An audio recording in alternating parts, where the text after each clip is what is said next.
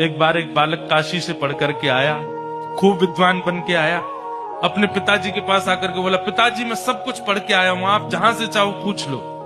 तो पिता ने यही पूछा, बताओ पाप के बाप का नाम क्या है?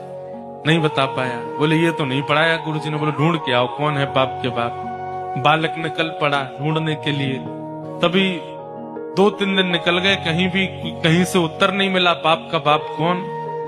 तभी एक घर के बाहर गौ माता खड़ी थी, तुलसी का पौधा लगा था। बालक ने सोचा किसी वैष्णव का घर है, 2-3 दिन हो गए कुछ खाया पिया नहीं, यहाँ पे कुछ पा लेता हूँ। उस घर में जैसे ही प्रवेश किया, वो किसी वैष्णव का घर नहीं था, एक वैश्या का घर था। तो वैश्या ने जैसे ही बालक को देखा, ब्राह्मण बालक, त्रिपुंड लगाए, शिखा रखी है, धोती पहन करके, हाथों में वेद लगे हैं, तुरंत वैश्या आई जल का पात्र लेकर के, महाराज जलपान कीजिए।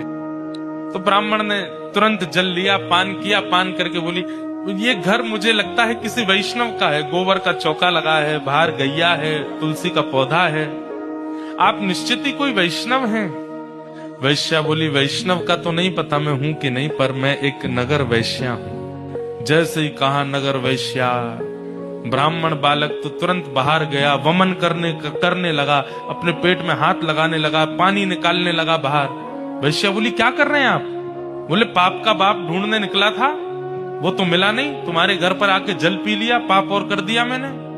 अरे तुम्हारे घर का पिएंगे हम, तुम्हारे हाथ का खाएंगे हम। जैसे ही सुना कि पाप के बाप को खोजने निकले थे, वैश्या ने मन में सोचा, ज्यादा दूर नहीं जाने दूंगी, यहीं मिलाती हूं।